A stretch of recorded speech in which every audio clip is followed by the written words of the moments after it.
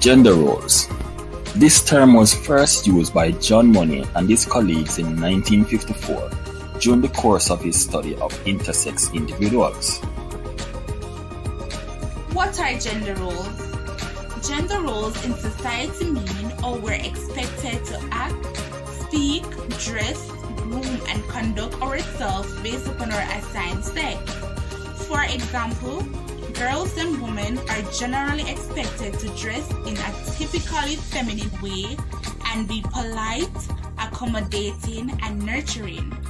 Men are generally expected to be strong, aggressive, and bold. Every society, ethnic group, and culture has gender role expectation, but they can be very different from group to group. They can also change in the same society over time. For example, pink used to be a feminine color, while blue was considered a masculine color. Over the years, the world has gotten closer to achieving gender equality. There is better representation of women in politics, more economic opportunity, and better health care in many places of the world. However, the World Economic estimate it will take another century before true gender equality become a reality. Differences between males and females from the way they look, voice pitch, muscle tones, etc. Some would argue that the variations between men and women are solely due to genetics. However, there are distinctions that are not influenced by genetics, but rather by society. Men and women face pressures on how to behave and how not to. Expectations are often reinforced in popular culture in the way men and women are portrayed in movies, TV shows, and advertisements. This has not helped our society, where we raise boys to be providers, uncompromising and demanding, and girls to be submissive, passive, and cater to a man's need. Good morning, everyone. My name is Ariel Kogel, and today I will be interviewing Mr. Damont Brown.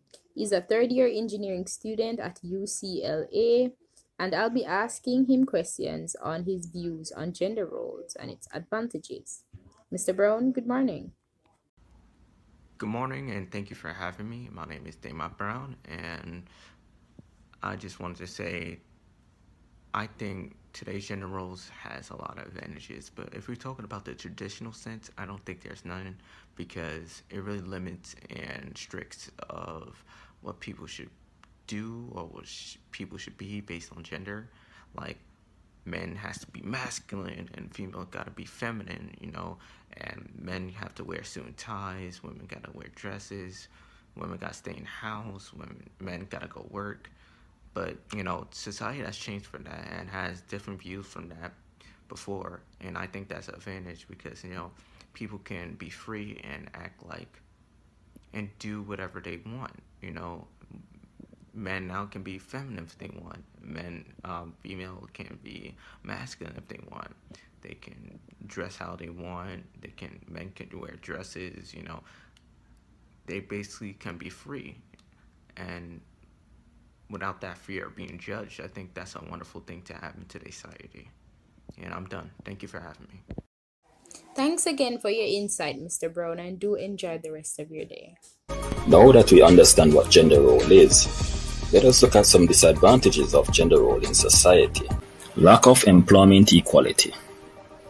Only 6 countries in the world give women the same legal work right as men. In fact, most economies give women only 3/4 the rights of men. Studies show that if employment becomes a more even playground, it has a positive domino effect on other areas prone to gender equality. Honey. Danny. What? Why are you yelling? Were you playing on your computer again? Mom, how many times do I have to tell you?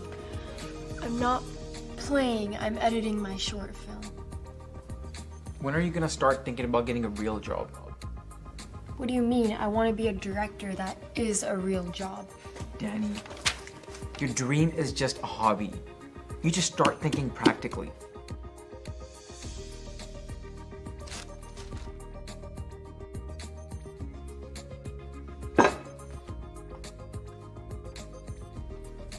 Sweetie, do you think we're being too harsh on her? Harsh. No. We care about our daughter. This is clearly not the right path for her. It's foolish for a girl to think she can go in this field. Why do you think you only see men on film credits?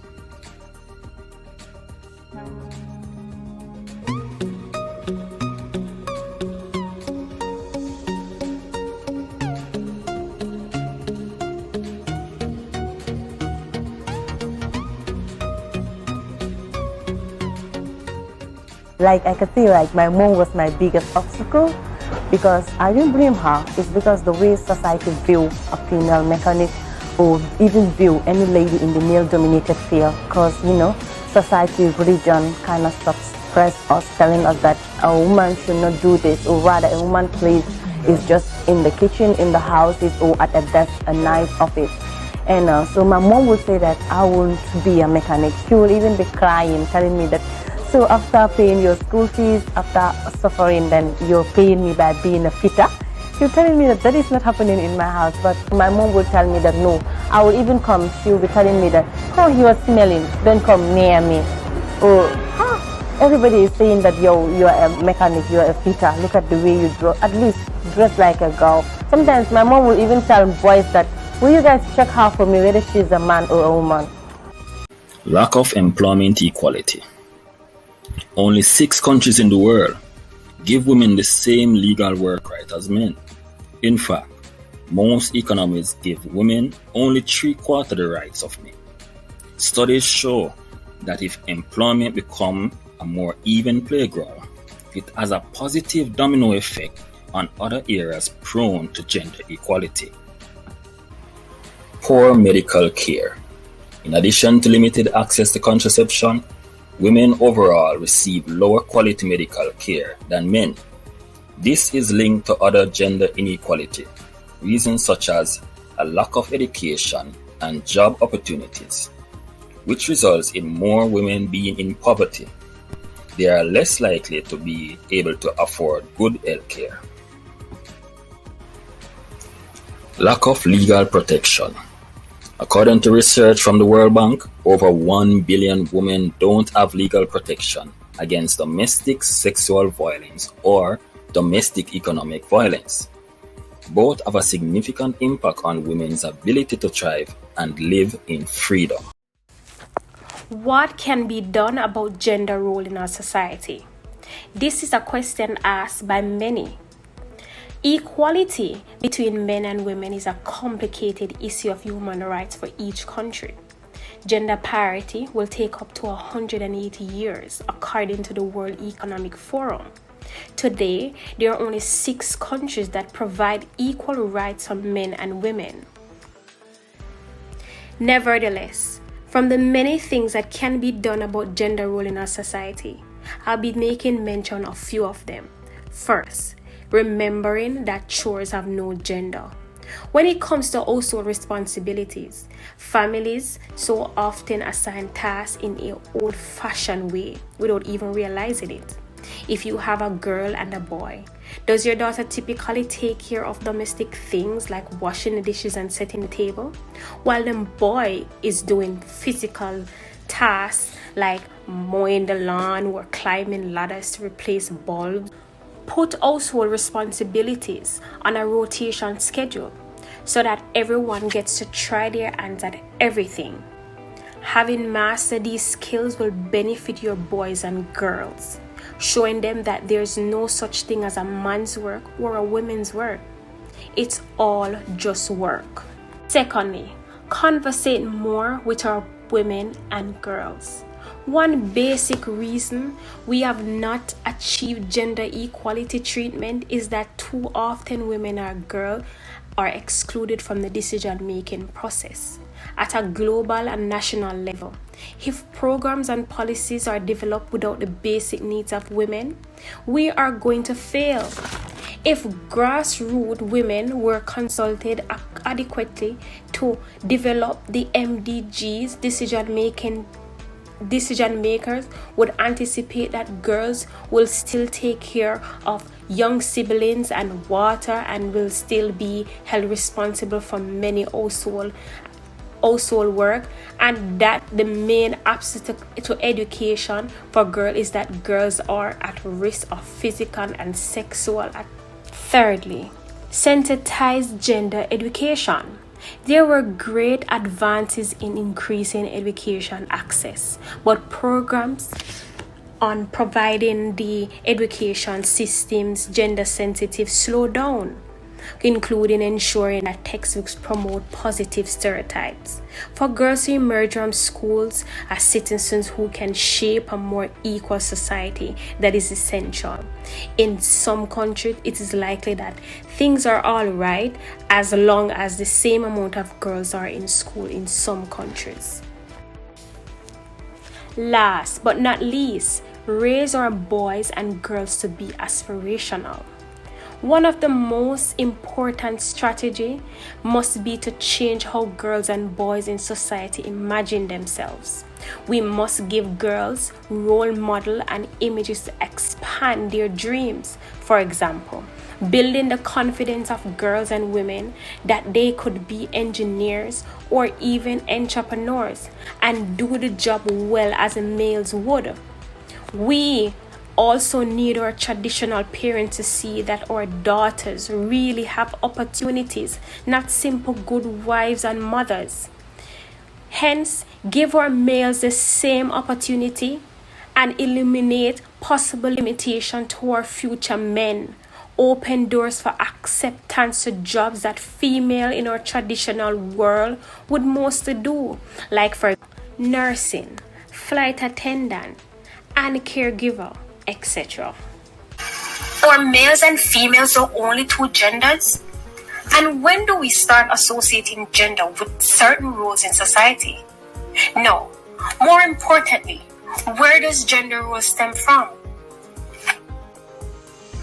You asked a very complicated question. Human gender roles stem from personality traits that could be defined as genetically predetermined, but they are not binary but exist on the spectrum. What this means is that although most men and women have a natural affinity to behaviors most commonly associated with their gender, a considerable part of the population does not have affinity to these behaviors. Unfortunately, human beings have strong instincts, drive to conform, and we punish those who don't, rather severely with our most powerful weapon, social rejection. People whose chemical and sexual step-up does not fall within the middle of the bell curve of gender behavior can be at a social disadvantage. Gender roles themselves are, for the most part, harmless in a big picture perspective.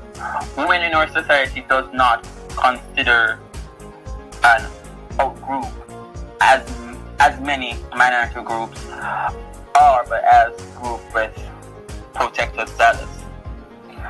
They are afforded physical, emotional, and financial protections by males, both individually and from a societal perspective, which allows them to take on the role of caretaker for their family and devote themselves to child raising.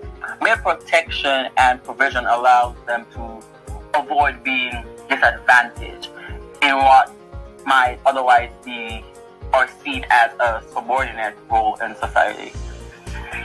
It is important to note that if we lived in a society that valued the role of caretaking over the role of leadership, the behavioral characteristics most commonly associated with females would be considered more valuable than the roles associated with males. Interestingly, most people agree that if we apply the deathbed scenario, where we imagine ourselves looking back on what was important in our lives, life outside of the home seems to take on less importance than our connection with loved ones. Life and daily living are about change, about things happening, about creativity and intelligence at work in the same space left open by the incomplete whole of ideologies and institutions. With change come gender equality. Thanks for watching. Tune in next time.